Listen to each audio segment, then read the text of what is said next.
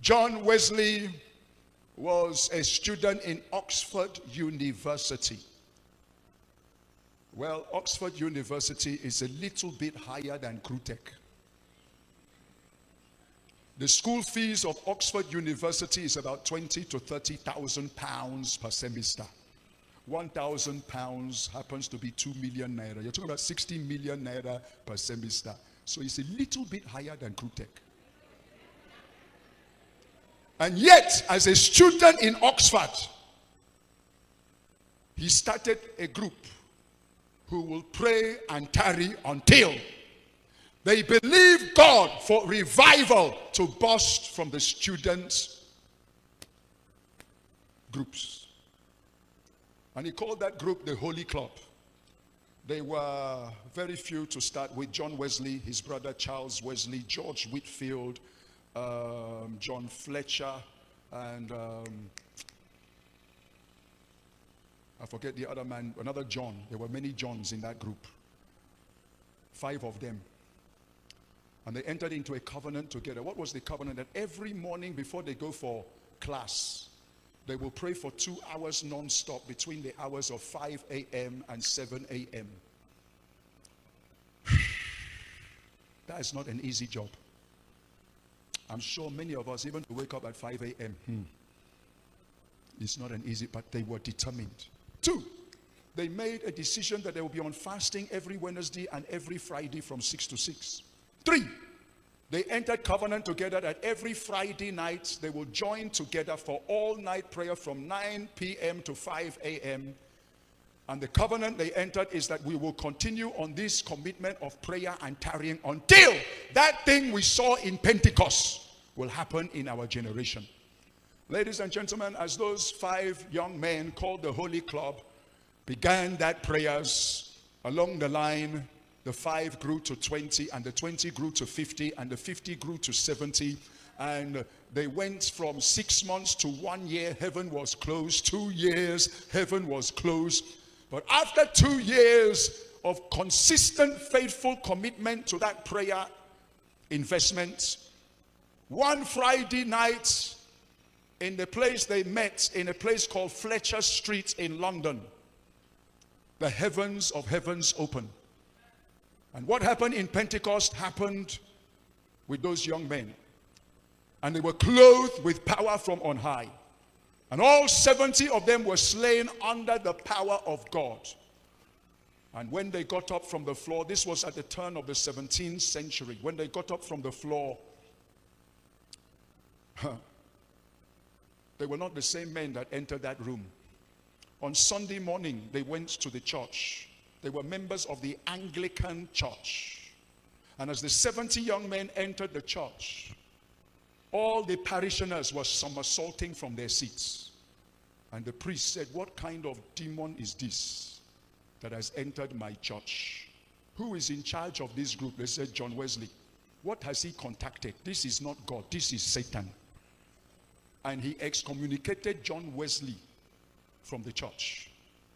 And John Wesley, his father was a pastor in the Anglican church, and the grave and the tomb of his father was outside. And he left the church excommunicated and stood on top of the grave and started to preach. He said, "You have excommunicated me from the church. You cannot excommunicate me from my father's grave." And he preached until a crowd of 100 gathered, became 200, became 500, became 1,000, became 2,000, became 5,000. And the power of God started to grip those men who gathered and the women who gathered, and revival began to break loose right there. And the parish priest who excommunicated John Wesley said, "What is this? I've never had this crowd in my own parish. How are you managing to gather the crowd?" And John Wesley said, "I set myself on fire, and the people came to watch me burn." That was how John Wesley and his 70 young men went throughout the length and breadth of England, Ireland, Scotland, and Wales, and set the whole of the United Kingdom on fire with revival. Real, genuine revival hit the whole nation, jumped from UK into America, and the whole of America was set on revival fire. It's called the First Great Awakening. Right from the day of Pentecost, the world has never seen such a move of the Holy Ghost. It was because of 5 men initially, young youths, who said, we will not rest until that thing we saw in Pentecost. We will tarry until. Holy Ghost, can you lay hold of another group of people here? After that movement of John Wesley, and that generation died, God could not find another person who will tarry until. And so the move of God both in America and in UK died. Church was still going on, but there was no move of the Holy Ghost until another young man whose name was called Evan Roberts. Evan Roberts caught the passion for revival by reading all the stories of the history of revival. And he began to pray for revival from the age of 13. From the age of 13, Evan Roberts was not like the regular teenager. He cannot join them to play football. He cannot join them. All what other teenagers and youths are doing, he doesn't have interest, because there was something that was consuming him. And Evan Roberts prayed for revival from the age of 13 to the age of 26. At the age of 26, the passion for revival became so heavy on him, he began to pray for 8 hours every day. And he prayed 8 hours every day for 8 months, until he sensed that heaven is about to tear over the country of Wales. And he came to his chapel and met the pastor and pleaded with the pastor, please, can you allow me to challenge the youths to join me to pray until the heavens will open over the country of Wales. And the pastor gave him the agreement to do that. That was a chapel called Moriah Chapel in Wales. And after Sunday service, Evan Roberts addressed the youths and said, how many of you will be ready to join with me and pray and tarry until? We will be gathering every night for tarry nights. We will come by 9 p.m. and we will pray every night to 5 a.m. until what happened in Pentecost and what happened in the days of John Wesley will happen in our days. When he gave the announcement, 26 youths joined with Evan Roberts, both young boys and young girls. They all signed up and agreed to pray until the heavens open. They started that tarry night, first night, second night, third night, 1 week, 10 days, 11 days, 12 days. Heaven was closed. It was on the 14th day. What happened in Pentecost? What happened in the days of John Wesley happened one more time in Wales. The heavens opened. The power of God came down in that small chapel. All of them were under the power. They couldn't withstand the glory. And as they came out from that place, everywhere they were going, they were carrying the move of revival. Within 6 months, the whole nation of Wales was born again. The entire nation was swept into the kingdom. It was so powerful that every single nightclub closed down, every single drinking parlor closed down, every brothel closed down, even the police station closed down, because there was no case to charge. Everybody was for God. Oh, Father, do it again, do it again, do it again.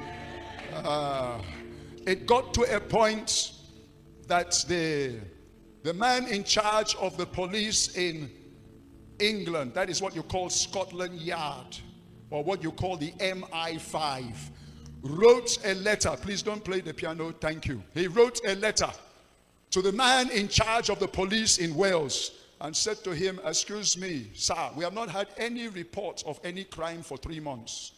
And the man in Wales sent a letter back to the man in Scotland Yard and said, nothing to report. Every single person in the whole country has been redeemed by the blood. They are all Christians. They are all born again. They are all inside the church.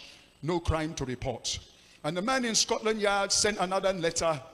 Then what about the police? What are they doing?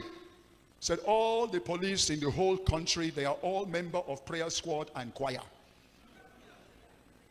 Father, do it again. Holy Ghost, Holy Ghost, Holy Ghost, Holy Ghost.